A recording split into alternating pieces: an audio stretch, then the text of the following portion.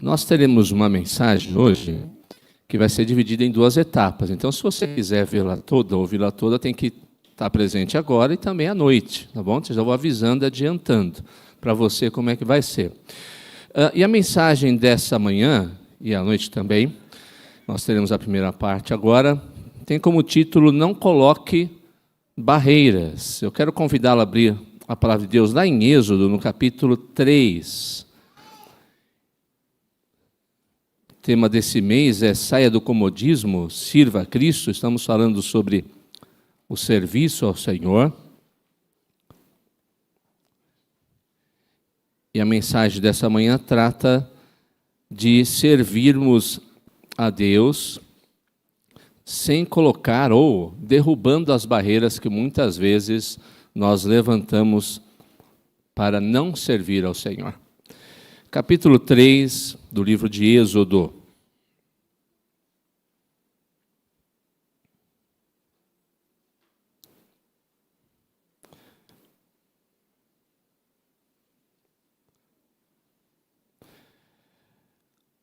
A palavra de Deus nesse texto nos diz o seguinte: apacentava Moisés o rebanho de Jetro, seu sogro, sacerdote de Midian, e levando o rebanho para o lado ocidental do deserto, chegou ao monte de Deus, a Horebe. Apareceu-lhe o anjo do Senhor numa chama de fogo, no meio de uma sarça. Moisés olhou e eis que a sarça ardia no fogo, e a sarça não se consumia. Então disse consigo mesmo: irei para lá e verei essa grande maravilha. Por que a sarça não se queima? Vendo o Senhor que ele se voltava para ver, Deus no meio da sarça o chamou e disse: Moisés, Moisés. Ele respondeu: eis-me aqui. Deus continuou: não te chegues para cá, tira as sandálias dos pés, porque o lugar em que estás é terra santa. Disse mais: eu sou o Deus de teu pai, o Deus de Abraão, o Deus de Isaque, o Deus de Jacó. Moisés escondeu o rosto, porque temeu olhar para Deus. Disse ainda o Senhor: certamente vi a aflição do meu povo, que está no Egito, e ouvi o seu clamor por causa dos seus exatores, conheço-lhe o sofrimento. Por isso, desci a fim de livrá-lo da mão dos egípcios e para fazê-lo subir daquela terra a uma terra boa e ampla, terra que mana leite e mel, o lugar do cananeu, do eteu, do amorreu, do ferezeu, do eveu e do jebuseu. Pois o clamor dos filhos de Israel chegou até mim, e também vejo a opressão com que os egípcios os estão oprimindo. Vem agora, e eu te enviarei a Faraó, para que tires o meu povo, os filhos de Israel, do Egito. Então disse Moisés a Deus: quem sou eu para ir a Faraó e tirar do Egito os filhos de Israel? Deus lhe respondeu: eu serei contigo, e esse será o sinal de que eu te enviei. Depois de haveres tirado o povo do Egito, servireis a Deus neste monte. Disse Moisés a Deus: eis que quando eu vier aos filhos de Israel e lhes disser: o Deus de vossos pais me enviou a vós outros, e eles me perguntarem: qual é o seu nome? Que lhes direi? Disse Deus a Moisés: eu sou o que sou. Disse mais: assim dirás aos filhos de Israel: eu sou, me enviou a vós outros. Disse Deus ainda mais a Moisés: assim dirás aos filhos de Israel: o Senhor, o Deus de vossos pais, o Deus de Abraão, o Deus de Isaque, o Deus de Jacó, me enviou a vós outros. Este é meu nome eternamente, e assim serei lembrado de geração em geração. Vai, ajunta os anciãos de Israel e dize-lhes: o Senhor, o Deus de vossos pais, o Deus de Abraão, o Deus de Isaque, o Deus de Jacó, me apareceu, dizendo: em verdade vos tenho visitado e visto o que vos tem sido feito no Egito. Portanto, disse eu: far-vos-ei subir da aflição do Egito para a terra do cananeu, do eteu, do amorreu, do ferezeu, do eveu e do jebuseu, para uma terra que mana leite e mel. E ouvirão a tua voz. Irás com os anciãos de Israel ao rei do Egito e lhes dirás: o Senhor, o Deus dos hebreus, nos encontrou. Agora, pois, deixa-nos ir caminho de 3 dias para o deserto, a fim de que sacrifiquemos ao Senhor nosso Deus. Eu sei, porém, que o rei do Egito não vos deixará ir se não for obrigado por mão forte. Portanto, estenderei a mão e ferirei o Egito com todos os meus prodígios que farei no meio dele. Depois vos deixará ir. Eu darei mercê a este povo aos olhos dos egípcios. E quando sairdes, não será de mãos vazias. Cada mulher pedirá à sua vizinha, à sua hóspeda, joias de prata e joias de ouro e vestimentas, as quais porei sobre vossos filhos. e sobre vossas filhas, e despojareis os egípcios. Queridos irmãos, estamos em momento de confirmações e nomeações para a liderança em nossa igreja, como é comum e acontece em toda a igreja presbiteriana, mais ou menos nessa época, em todo o nosso país. É um momento de expectativa, é um momento de dúvidas, de ansiedade, para alguns de temor. Alguns simplesmente deixarão de lado esse pensamento, porque vão dizer, não é para mim essa chamada, não me diz respeito a outras pessoas que vão ou devem fazer.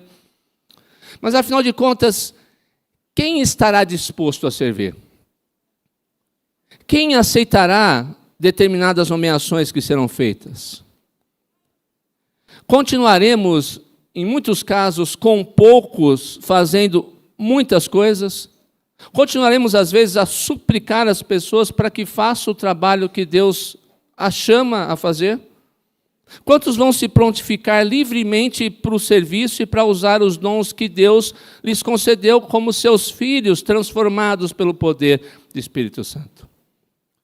Moisés, nesse texto, assim como no capítulo 4, que veremos depois, ele enfrenta o dilema do chamado de Deus e todos os temores e barreiras que podem ser as mesmas que eu e você muitas vezes levantamos no trabalho para o qual Deus nos chama. E eu queria que você meditasse comigo nesse tema, nesse sentido, a partir desse capítulo. E a primeira barreira que Moisés levanta nesse texto, e que pode ser a barreira que eu e você levantamos também, é que ele diz, eu não sou a pessoa certa. Veja o versículo 11 no capítulo 13. Então disse Moisés a Deus, para ir a Faraó e tirar do Egito os filhos de Israel, eu não sou a pessoa certa. É o primeiro pensamento que Moisés levanta no chamado que Deus fez para ele. Aqui você tem que entender o contexto. Moisés tinha tentado há anos antes a fazer a vontade de Deus, que ele supunha que era a vontade de Deus, livrando o povo hebreu, mas Deus disse, não é a hora, e fez com que ele fugisse. E 40 anos depois, agora com 80 anos, Deus começa a fazer o chamado para aquele homem. Moisés, quem sabe pela experiência traumática que viveu, quem sabe pelo medo, quem sabe por qual circunstância certa que havia no seu coração, começa a levantar barreiras. E a primeira ele diz, Senhor, eu sei que o Senhor está me chamando, eu sei que o Senhor quer fazer o trabalho que está dizendo, eu sei que o Senhor quer livrar o povo, mas, Senhor, eu não sou a pessoa certa. Moisés, lembremos, já era de idade avançada. Fora isso, o texto nos diz que ele era um simples pastor de ovelhas. Aquilo era abominável, por exemplo, para os próprios egípcios que dominavam o povo de Israel. Ele já havia passado pelo palácio do faraó, ele conhecia todo o esplendor da monarquia egípcia, a corte. Moisés sabia que, aparentemente, ele não era mais ninguém de relevância para estar na presença do faraó, de maneira nenhuma. Senhor, naquela época em que eu tinha alguma importância, o Senhor não quis, mas agora que eu não significo nada, o Senhor deseja isso?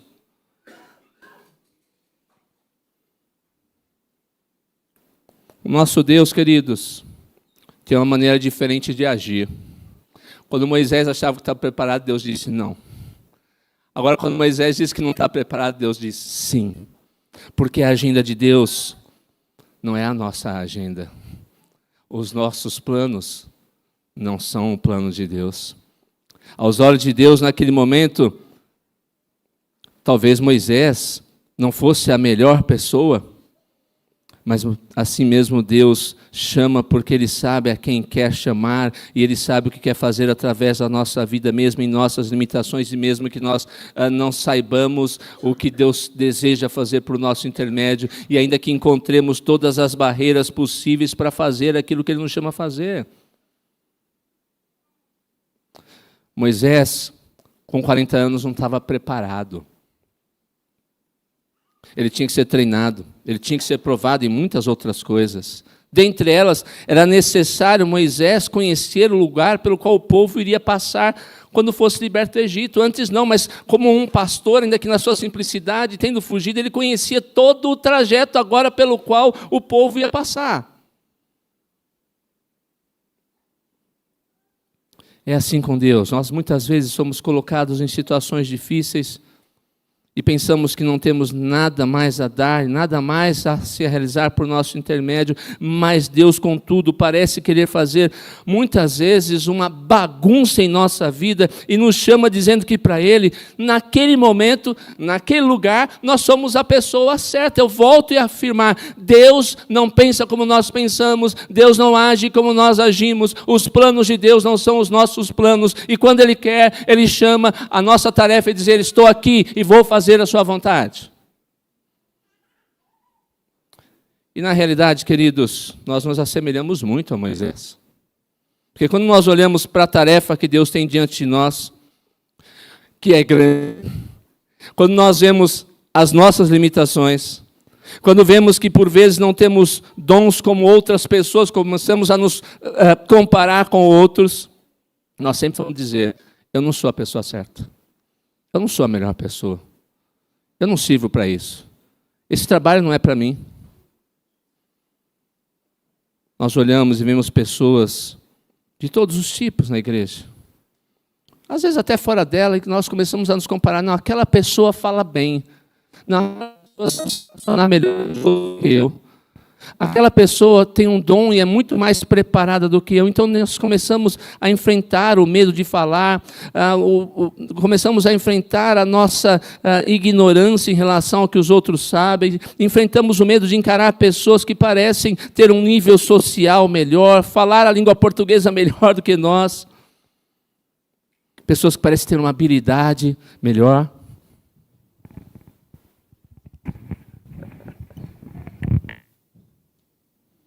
Uma habilidade uma habilidade melhor do que a nossa. Enfrentamos também pessoas que parece, quando a gente aceita o trabalho, sempre estão dispostas muito mais a criticar do que nos caminhar ao nosso lado, nos ajudar, nos auxiliar a superar dificuldades. Tudo isso somado nos lança a ideia de que não sou eu não sou capaz. Essa tarefa não é para mim. Mas a pergunta correta, ou as perguntas corretas a serem feitas é: qual de nós é apto para... Qual de nós se acha a pessoa certa? Na verdade, nós vemos pessoas que parecem ter uma aparência melhor, uma condição melhor, um preparo nosso, não é verdade? Nós olhamos para os grandes homens, mulheres de Deus, a Bíblia apresenta isso. Aparentemente, eles não eram agradáveis aos olhos dos outros. O livro de Hebreus, aliás, nos fala isso, sobre aqueles que viveram pela fé e serviram a Deus. Eram errantes pelo deserto, pelos montes, pelas covas, pelos antros da terra, vestidos de peles de ovelhas, de cabras, necessitados, afligidos, mas foram essas pessoas que Deus chamou para o seu serviço. Portanto, Moisés, não diga, portanto, que você não é a pessoa certa, pois Deus fará por intermédio daqueles que se dispõem nas mãos dele aquilo que considera certo. Lembre a resposta de Deus a Moisés no versículo 12. Certamente eu serei contigo. Segunda barreira. Não sei o que dizer ou fazer. Versículo 13. Disse Moisés a Deus: eis que quando vier aos filhos de Israel, lhes disser, o Deus de vossos pais me enviou a vós outros, e eles me perguntarem, qual é o seu nome? Que lhes direi? Naqueles dias, queridos, havia a ideia de que, ao se saber o nome de uma divindade, você tinha o poder. Você tinha, portanto, poder ilimitado em suas mãos. Moisés teme que sua tarefa seja um fracasso por desconhecer quem o estava chamando de fato. Portanto, não sabendo o que deveria dizer e muito menos o que deveria fazer. Um dos maiores problemas com os quais nos deparamos na igreja é o sentimento de que, ao assumir uma tarefa para servir, nós vamos nos encontrar perdidos, não saberemos por onde começar sequer. Há, de fato, algo de errado nisso. Talvez, por parte da igreja, ela tenha se achado em falta internar melhor seus membros, prepará-los para que possam se sentir devidamente habilitados para agir e também para falar quando necessário. Assim, grande parte dos membros da igreja simplesmente usam essa desculpa para simplesmente cruzar os braços e nada fazer. Eu não sei, pastor, então chama outro. Eu não sei falar, chama outro. Eu não sei fazer esse negócio, chama outro. Talvez isso aconteça por alguns motivos. Primeiro, sem dúvida nenhuma, a falta de conhecimento e amadurecimento na palavra de Deus. A gente estaciona. Nós somos chamados numa vocação eficaz pelo poder de Deus, no Espírito Santo. A nossa conversão se concretiza pelo poder de Deus, no Espírito Santo. E a gente para, tá bom, tá aí, eu já me converti. Agora é ficar no banco da igreja, todo domingo, vem na escola dominical, vem no culto, tá bom, isso é o suficiente, eu não preciso de mais nada. Aliás, um parênteses, acho que esse é um dos grandes problemas com o qual a gente se depara com um crente que, na maioria das vezes, não sabe evangelizar. Eu atribuo isso porque a maioria dos crentes leem pouco a Bíblia, estudam pouco a Bíblia, sabem pouco da Bíblia. Como é que eles vão falar de uma coisa que eles não conhecem?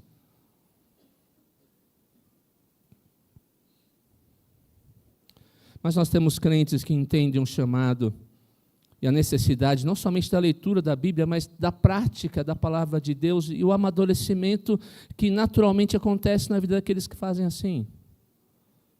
Mas muitos, porque a Bíblia é deixada de lado, sempre se acham inaptos para a tarefa para a qual Deus os chama. Então a gente precisa ler mais a Bíblia, estudar mais a Bíblia, abraçar as oportunidades em que a Bíblia nos é ensinada.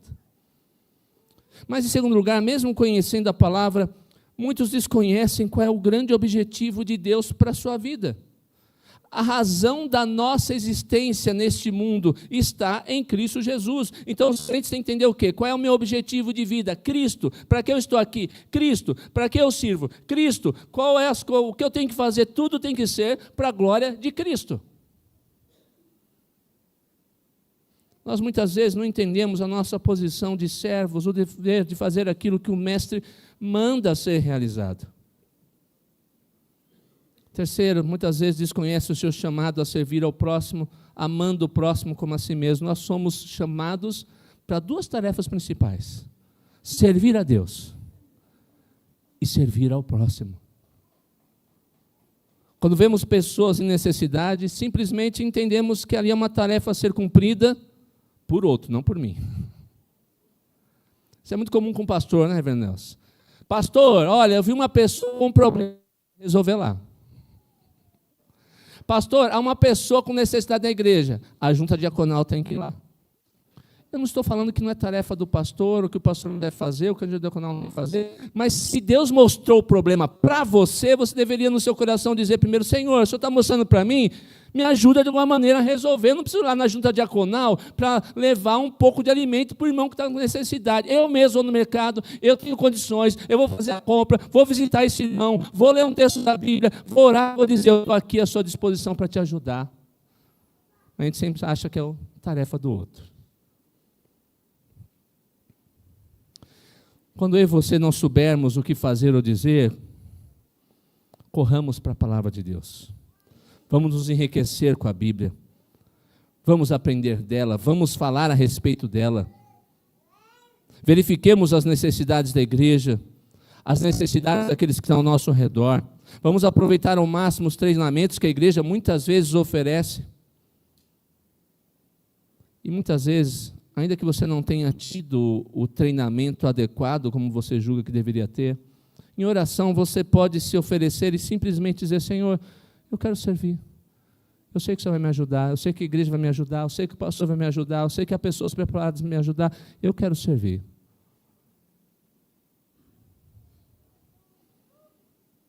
Siga as orientações de Deus a Moisés, não sei se você percebeu no texto.